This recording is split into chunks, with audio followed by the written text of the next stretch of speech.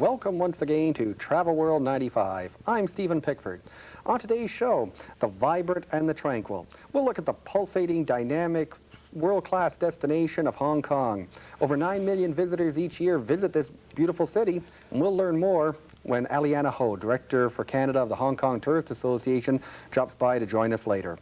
But first, the tranquility of northwestern Vermont, coupled with the enjoyment of gastronomic delights. That's the premise behind the relationship between the New England Culinary Institute and the Inn at Essex. Joining me now to give us more insight into the unique pairing is Linda Seville. Welcome to Travel World. Thank you. Now, for those of our viewers who may not be fully aware of the New England Culinary Institute, who have just vaguely heard of it, what is the background of that organization? The school was actually started in 1980 by two gentlemen who were professors at Goddard College, Fran Voigt and John Drano. And they felt like the school would be better served in the students if the students had more hand-on training. So there's a very low student-teacher ratio. It's 7 to 1. There's never more than any 7 students to 1 instructor. And they're also, the majority of their class time is actually in the kitchens or wherever they happen to be preparing the food at the time. So there's a lot of really personalized hands-on training, which most of the other culinary schools you'll have anywhere from 15 to 20 students, and it's a lot of your standard, typical classroom type hours. Okay, now what probably differentiates New England Culinary from a lot of other schools that may try to teach the same thing is that they offer courses to the public, both weekend courses and one-day courses. Yeah, that's proved to be really successful as people are very interested in cooking. They may not have a lot of time, so we have evening classes or sometimes an all-day class. We even have classes for children called Growing Gourmet, which that has been really a lot of fun. Parents and kids alike get into that. Right, so first of all, you have the local day courses, which most of those take place at the Montpelier campus. We have them actually at both places, but a lot in Montpelier. Okay, and you talk about things like making pasta or this sort of thing, around 2 to 4 hours. Also, what really interests a lot of people are these theme weekends, if you can talk a little bit more about the upcoming themes that you're offering on weekend packages. Since we've had the Inn at Essex, which is 6 years old, and New England Culinary at the Inn at Essex, we thought it would be nice to tie in the hotel with the school a lot more, and so we came up with the idea of the theme weekends. And that's proved to be hugely successful, far more than we thought it would. And so we've increased the number of them. We have Greek weekends, Italian, Southern chefs, King Arthur Flour baking weekends. And we try to tie it in so that people come in to demonstrations. They have hands-on cooking experience. Sometimes if there's something in the area that ties in, maybe it's a chocolate factory or a garden of a different type or a dairy, we'll have people visit that, get out of the hotel, go to these areas for tours, and then come back. We have special dinners that are tied in around the theme, guest lecturers, cookbook authors, famous chefs. It depends on what the theme is, but we try to make it very diverse and a lot of fun. And what are some of the upcoming themes that, like, say, beginning in July through the end of the year? The one in July is interesting. It's the seafood weekend, and we've actually tied in with Legal Seafoods in Boston and American Express as co-promoters for that. And then in the fall, we have another baking weekend, and it's centered around pastries. So that one I think will be very successful. It usually sells out. Right, people really like those desserts. So really, they would come in on a Friday and sort of spend it till Sunday. What would sort of their agenda look like? Friday is their, like they come in, they register, it's their orientation. We start off with a dinner, try to get them into the flavor of the weekend, so to speak. And then the next morning they start out after breakfast and they start right into the baking demonstrations or cooking, whatever, you know, the theme, the subject is. And they can sign up for choices of different options and different guest lecturers who they want to hear or watch work. And usually there's an author that speaks, a cookbook author, and there may be a signing for his book or her book. Then the Saturday night there'll be a big gala dinner centered around the theme and perhaps including some of the things that they've had part in baking or cooking or whatever. And then it usually ends with a brunch on Sunday after another half morning of demonstrations. Now, if somebody isn't coming down just for that weekend for the cooking classes, then of course they can still sample the works of the New England Culinary Institute while staying at the Inn at Essex. Absolutely. Because the teaching kitchens are right on site. Sure.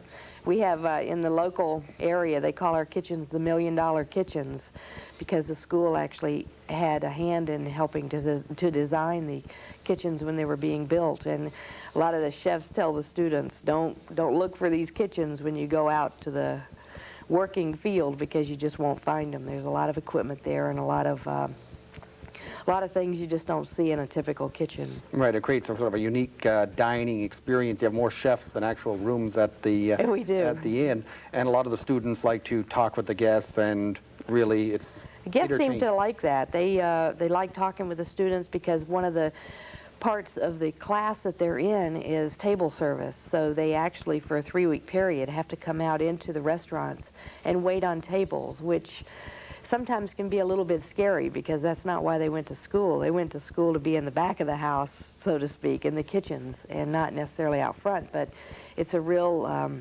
enhancement for the guests, because they get to talk to the students, find out where they're from, how a certain dish was prepared, and that's when you see the student come to life, because they really enjoy talking about something that they're intensely interested in, which is the preparation of the food. Right, and there's sort of two different restaurants, sort of two different experiences. You have the Birch Tree, which is, I guess, could be classified as casual, new American. That's how they quote it. And Butler's, which is fine dining, so they can sort of choose the menu and have one experience one day, one the next. Exactly, and many people say coming to the inn and to Butler's or to the cafe gives them an experience, such as in Boston and New York, some of the finer restaurants in those areas, but yet at about 1/3 of the price. So, you know, that's a nice thing to hear for us too. Right, Gourmet Magazine actually, and I quote, a brief stay is as good a way as any, perhaps better than most, to get a taste of what is currently cooking in America. And I guess you can't maybe get a better review than that, but they're staying at the Inn at Essex. It's sort of a recreated large-scale version of a New England inn. It is. It's started as a 10-room inn. That was the original idea, but as it ended up, we're at 97 rooms currently. And each room sort of has a different feel about it. Yes, every room is individually decorated like you would find in a normal country inn. No two look the same, whether it's color or fabric styles, but they're all very comfortable. We have a lot of regular guests, and they say it's like coming home, which is also a nice compliment. Right, because sort of sometimes in the day of homogeneity amongst products and chain hotels, you want to find out something different. Many of the rooms also have fireplaces, which I also find to be unique. What else would you find in a country inn? We have 30 rooms. 30 of the 97 have wood-burning fireplaces. Okay, that adds a nice touch, and upgraded in-room amenities as well. We have a lot of mini suites and regular suites. The rooms are oversized as they are, which is makes it very comfortable. But people say they like to go to a country inn atmosphere, but they still want the amenities of a full-service hotel. So we have the availability for 2-line modems and fax hookups and desk in the rooms and sitting areas. So try to take care of both needs, your comfortable needs as well as your maybe business needs too. What seasons are your strongest for travelers into the Inn at Essex? Summer and fall is definitely the strongest. It's a beautiful time of the year, even though people think of Vermont for skiing. Summer and fall is actually our strongest, and winter is third. Okay, and you're so well positioned for weekend getaways, not just for the cooking classes, but also of interest is that you're near the Burlington Airport. A lot of Montrealers head down to depart from Burlington. What else is there to see and do in the Burlington area? Burlington has Lake Champlain, a lot of scenic cruises, hiking on the Long Trail in the Green Mountains, or you can take llama treks. Shelburne Museum is always a great historical attraction to visit. And throughout the summer, Burlington has over 100 attractions and festivals, as well as throughout the winter. There's blues festivals and different winter carnivals in the cities around us. So we feel that Burlington makes a nice hub to come and stay at the Inn at Essex and then venture out from there and take day trips to different places that you'd like to visit, or if you'd like to ski. We have a program called Ski Vermont's Classics, which we're tied into 4 different ski areas, so you can buy a ticket from us at a discounted price and visit the other different ski areas and villages. Right, so you're well positioned for all of that. In around 30 seconds, how popular is the property to date with Canadians? There are a lot of Canadians discovering it. A lot of Canadians have found us. Canadians love food and nice accommodations, and that's what we offer, is both of those. Okay, well, thank you very much, Linda Seville from the Inn at Essex, New England Culinary Institute, and for joining us. And if you'd like more information on the cooking weekends, you can call 1-800-727-4295, the New England Culinary Institute. Now, let's drop by and see what's going on this week in the Travel Corner.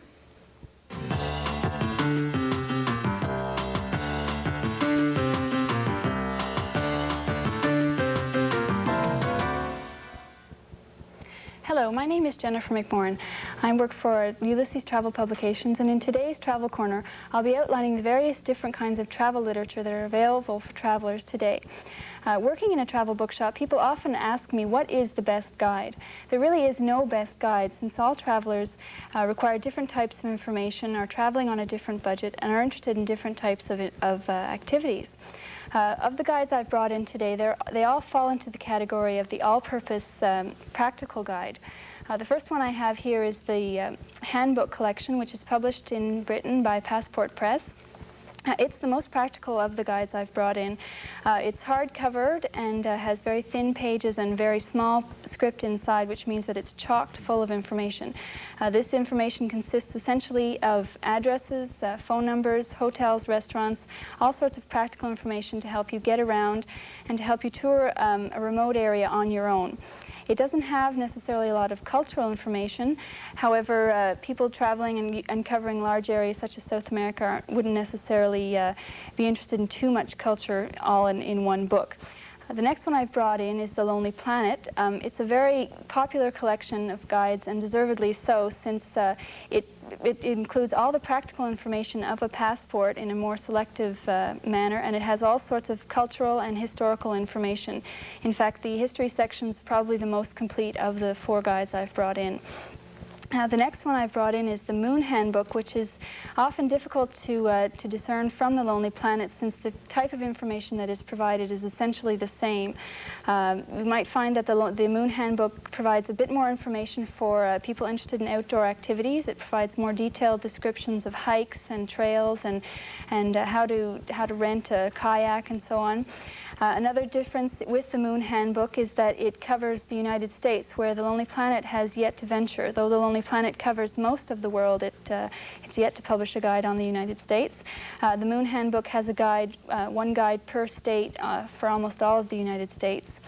The last guide I've brought in is the Rough Guide, which again is difficult to distinguish from these last 2 in that it provides all the practical information that you'd be looking for, as well as cultural and historical background information.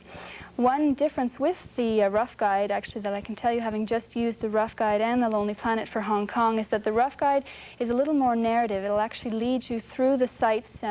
It'll give you an idea of how to tour a particular area of the downtown, you know, how to get there and see all the sites within a certain amount of time. It also has an interesting section at the back with perspectives on women's issues, on Cantonese music, for example, for the Hong Kong guide. The last guide I brought in is the Ulysses Travel Guide to Quebec. Ulysses Travel Publications is a Montreal-based organization, therefore it addresses the needs of Quebec travelers. This guide is similar to the Rough Guide in that it provides historical and background information, as well as outlining various tours on how best to see a particular area. The tours are also have a star rating system so that you can decide what to skip and what not to skip. And it also has various maps and gives you the length of the tour, 3-day, 2-day, or how to get around. This may all seem a little confusing since all of these guides do essentially provide the same kind of information. However, a few considerations when looking at these guides for a particular destination is the date of publication. The only guide amongst these that is published every year is the Passport Guide. The others come out only every 2 or 3 years. Another consideration is the country of origin. That'll have a lot to do with what kind of attitudes come through in the way the guide is written. Some people love The Lonely Planet because they love the approach it takes to a certain destination, whereas the Rough Guide takes a different sort of approach coming from England. So when you're looking through these guides, just pick one up and read a few passages and see if you like the way it comes across to you, because this is what's going to be with you for your whole trip. Even if you're traveling with people, this is basically your best friend on your trip. So those are the 4 guides that provide most of the practical information, and basically each one will give you all the pertinent information that you might need. So that's it. Thank you.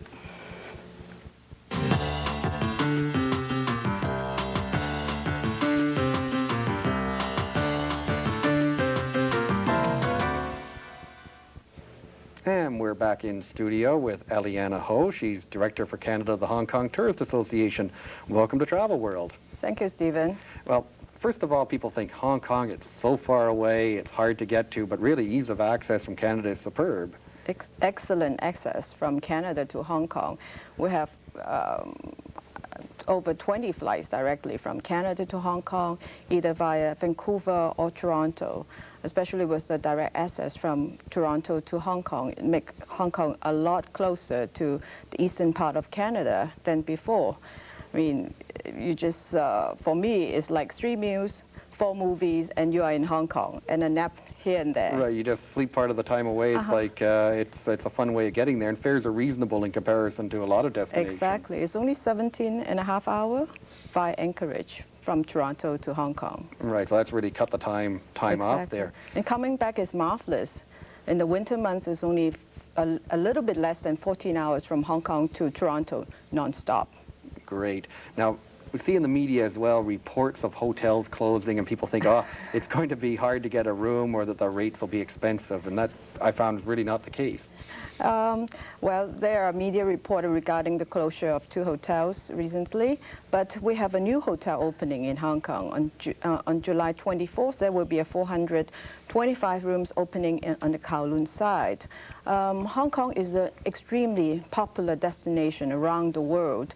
We do have time when it could be a bit difficult to find a room in Hong Kong. But last year, we don't have a record day when we don't have any rooms in Hong Kong. So it proves that Hong Kong is a very popular and successful travel destination. Right, it really doesn't have to cost much either, because I know people stayed like at a 3.5 star hotel around $100, and it'd be the same as in New York. And surprisingly, the Canadian travelers are actually polarizing into 2 main categories of hotels. We do have a constant, a big mass of people staying in the medium tariff or 3.5 star hotels.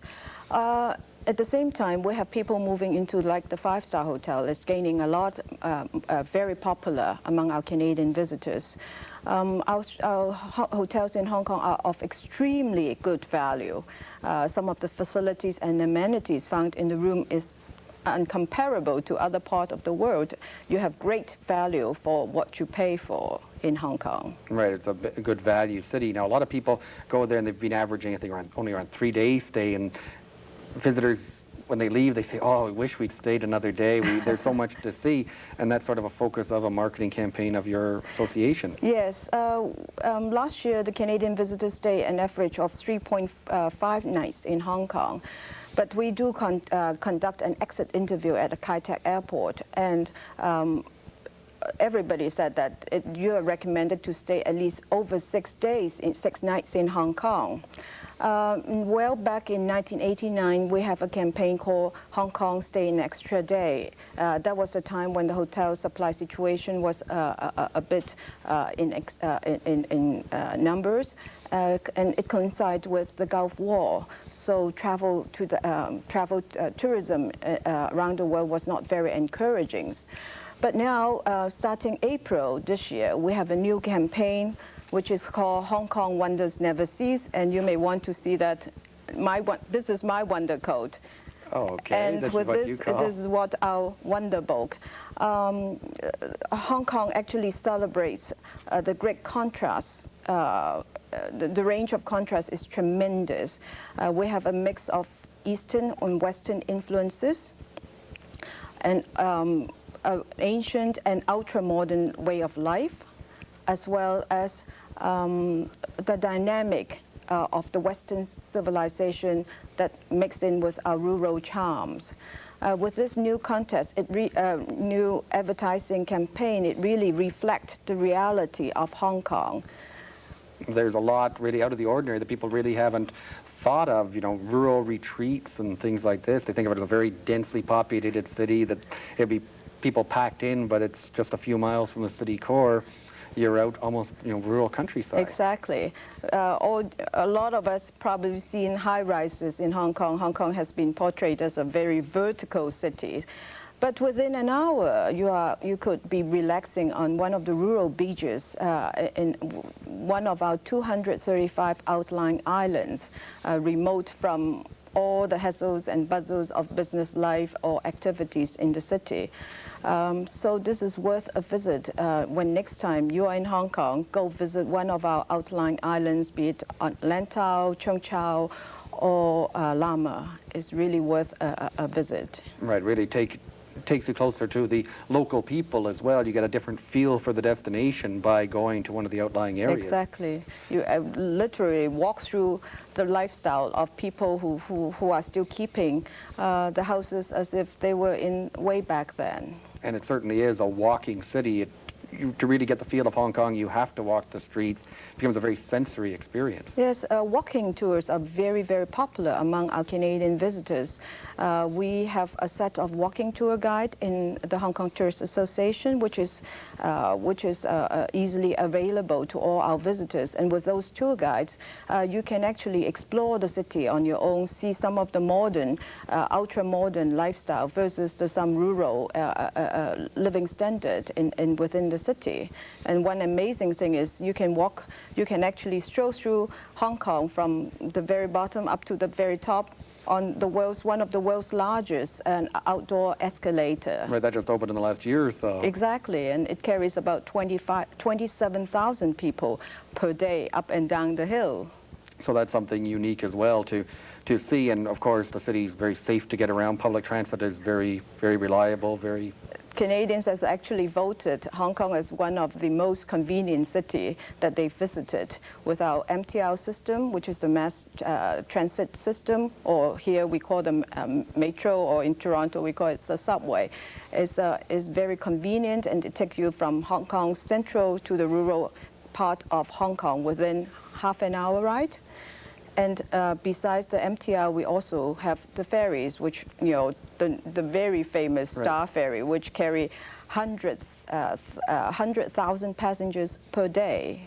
And that's an experience as well that you owe it to yourself once just to take it between Kowloon and Central, just take it and see the skyline. For me, it's a relaxer itself, because for 30 cents Canadians, you can actually see the most marvelous skylines within the harbor view. And of course, Hong Kong. What would be Hong Kong without dining in Hong Kong? That's something special as well. Every type of restaurant that imaginable. Exactly. We just have a count of all our restaurants. We have about 6,000 licensed restaurants in Hong Kong. Eating is a way of life among the Chinese in Hong Kong. You can actually eat around the world in Hong Kong. And of course, with our Hong Kong Food Festival, which is an annual event that takes place in March every year, is a talk around the food lovers around the world. And then after you finish the meal, then of course there's a legendary Hong Kong nightlife. Actually, when you are in Hong Kong, the best thing is do not sleep. You are racing for time to do everything within that period of time during your visit. The nightlife is just out of this world. You don't even have to spend a lot of money to enjoy nightlife. You can ride on the tram, which takes you from one end of the island to the next one, with less than 30 cents Canadian. You can have a full view of the harbor plus the nightlife of the local people. And of course, you can take the tram up to the Victoria Park and see and witness for yourself the panoramic skylight of Hong Kong during the evening. And of course, there are a lot of pubs and bars and cabarets and karaoke bar where you can relax and enjoy and get the excitement ongoing 24 hours. Another part of the excitement, because Hong Kong people love their horse racing, as I found out. So you can also, the HKTA also has like a horse racing tour. Yes, we do. It is one of our more popular tours. It takes you to either Sha Tin or Happy Valley. Happy Valley is, for the time being, undergoing renovation, and by 1996 we have a new museum, horse racing museum in Happy Valley. Admission is going to be free, and it is going to be very, very interesting. Horse racing is one of the more popular spots among the local people as well as our visitors. And when you leave the race course, everybody smiles. Some smile because they win, other because they know that they will win next time, and the money will go to a good cause, like building community projects and schools and hospitals. And sport for some North Americans is, of course, shopping, another legendary aspect of Hong Kong. Yes. Hong Kong is still the very, very popular shopping place. We have, other than all the varieties, we still have fun, the element of fun in shopping, which nobody can deny. And the varieties of merchandise is just unbelievable. Right, it's the variety. Now, if somebody comes to Hong Kong as well, you're marketing the whole area now as part of the Pearl River Delta, trying to get people again on that extra day concept, but some of the nearby destinations as well. Mm-hmm. Way back in 1992, the Hong Kong Tourist Association with a Macau Government Tourist Office and the Guangdong Tourism Bureau started the Pearl River Delta concept. All the three cities actually complement each other. We want to enhance visitors' stay in that part of the area where you can experience Hong Kong, Macau, and a bit of China. And of course, it has been gaining in great popularity since its inception. And it's gaining in popularity amongst our local Canadian tourists visiting Hong Kong. Okay, perfect. Now, if somebody wants more information on Hong Kong, where should they contact the HKTA? For Canadian visitors who want to go to Hong Kong, they can contact us. We have an office in Toronto. It's listed in the phone book. Our number is 416-366-2389. Perfect. Aliana Ho of the Hong Kong Tourist Association, thank you for joining us. Thank all of you for joining us. That's all for now. I'm Stephen Pickford. We'll see you again next week, same time.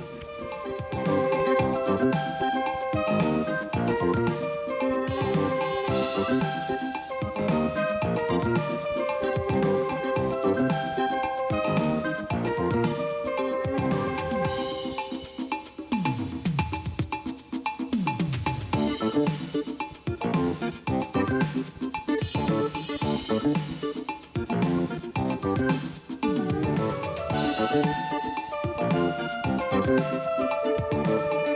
you.